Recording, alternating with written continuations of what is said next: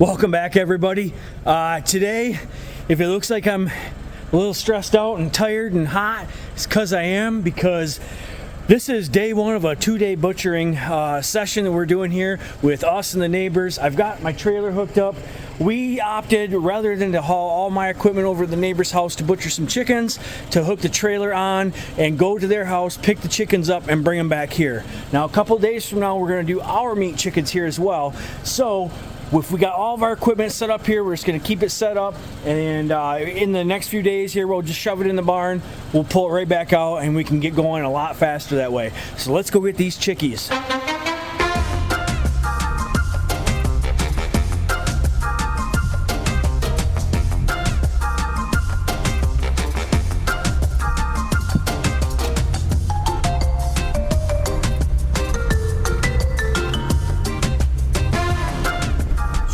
A tad smoky out here today too. We've got a lot of smoke from the wildfires coming down. It's supposed to clear out today.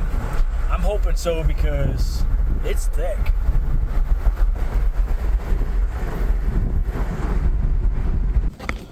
Chicken tractor, chicken trailer. All right, we're here at the meat chickens. Obviously, you know Lucas. Lucas, say hi to everybody. Hello. And those are the meaties. Oh, you got a little girl in there too. Yeah, I don't know. She's just a tiny little. That's a soup chicken is what we call them ones. You. Ah, we got one.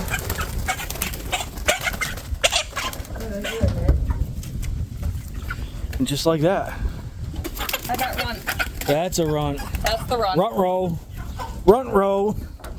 Runt row. Definitely a first for me. I've never transported meat chickens before, but yeah, something a little bit different. We're just trying to make our life a little bit easier here, and with meat chickens, that's kind of the name of the game, is do everything in the easiest way possible. If this is your guys' first year or maybe even second year doing meat chickens, you know, make it a community effort. Get the kids involved, get your neighbors involved, and share that knowledge. And many hands make light work, trust me. So that's what we try to do. We've partnered up with Melissa and Lucas before in the past. We've partnered up with Roscoe and Tanya before, and that's a lot more fun. It's you kind of just get together. There's a little camaraderie there when everybody's butchering chickens. So I've had my aunt come out. I've had coworkers come out before, give us a hand.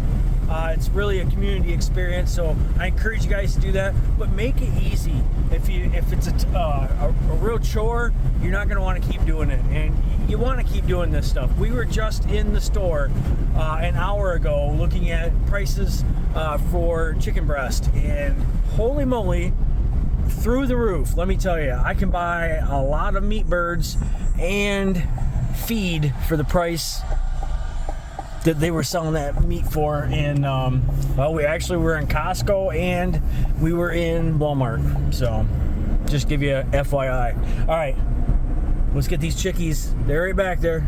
Let's get them back home. We are going to start butchering real soon. Now, with the butchering, I'm not going to show the butcher process, but there are things that I want to show you guys how we're setting up and how we're doing it.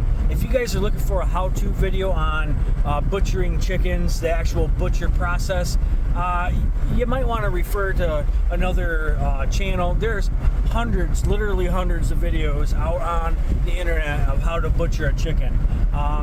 YouTube doesn't like the butchering process on film very much. Some people get away with it, some people don't. I've heard of people getting dinged on their channel because they showed maybe too much or any of it. So we just opt to not show that portion. That goes with anything else on the homestead that we're butchering. We don't show the actual butcher process, but I do like to show the setup and the just some tips and tricks that help us along the way. So I'd like to show you guys that. We're almost here. Let's get ready. So if Candace was doing her job correctly, wink wink, I left her home so she could start setting up. We were in town just a little bit ago. It took us a little bit longer in town, so we're getting a little bit later start today than what we wanted to. it's okay. We got some helpers here, and it's gonna go fantastic. I can guarantee it. Let's see how set up Candace is here. Look at that garden, nice garden. We got Ryan here. He's a helper. Candace has got stuff set up. She is going to town. Look at that. So we split up so we can get multiple things done at the same time. Oh yeah, here we go.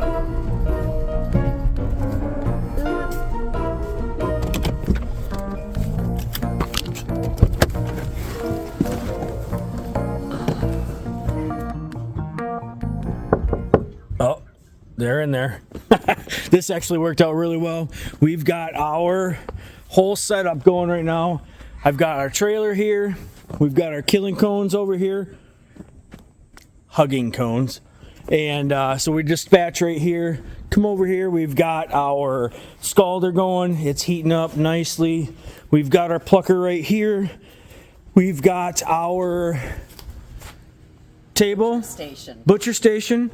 We've got our gut bin, and we've got some coolers with water.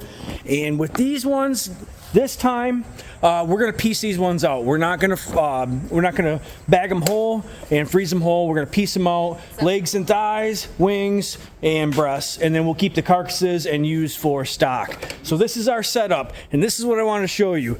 Get yourself an assembly line. So go from chicken to kill to scald to pluck to butcher to packaging right there. Get them in the freezer as soon as you can, okay? That makes everything so much easier. If you have to go from killing over here to setting up something over here, putting them in the scalder and then coming back, there's too much screwing around with that. Don't do it. Set yourself up nice and easy. All right, we're gonna get started. This is one of the smoothest setups I think we've ever had. This is going really good. We're over half done. We've probably only been going for half hour or so, but we've got chickens over here. We've got our stations going. We got 3 people gutting and butchering and piecing out and packaging. It's going great. So if you guys can do this, like I said, get this all set up. Get your community involved, get your people, get your kids, get your aunts and uncles and grandparents, and get everybody involved and start doing this. Start raising your own chickens on your own land. It's not that hard. You just got to jump in and do it.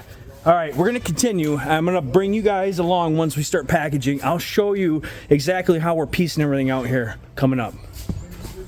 If you guys got a chicken plucker to the style of the Yardbird or something similar, make sure you do this right here.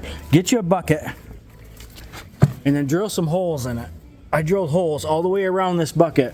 So the feathers land in the bucket with the water drains out and you're left with just the feathers. And then we take this back to a compost pile that we actually have out in the woods. We don't put it in our compost here. I know some people do compost feathers. I've tried it. They don't seem to break down for me very well, but we do use them in our out back compost pile. Hi. We are in the final stages right now. We are packaging everything up, and we are just sitting here. We're getting our leg quarters. We've got our wings here. We've got breasts in here, and that's how we like to package things up. It's easier for us. That's how we eat it, like that. So it's easier for us just to piece it out rather than bag them whole. All the years we've done this before, we've always bagged them whole. Last year and this year, we've done it piece by piece, and it's just easier to go into the freezer, grab 2 breasts or a leg and a thigh or a bag of wings, and then cook that up individually rather than cooking a whole chicken every time we want to have chicken. You know, we don't have to cook the whole chicken. We can just go and have a couple of chicken breasts and we put it on our salad. We're good to go. All right, guys, I hope something here clicked and you guys got a little bit of tips and tricks here of how we do chicken day, chicken processing day here at Gagne Farms. I appreciate you guys hanging out with us. We will catch you on the next one.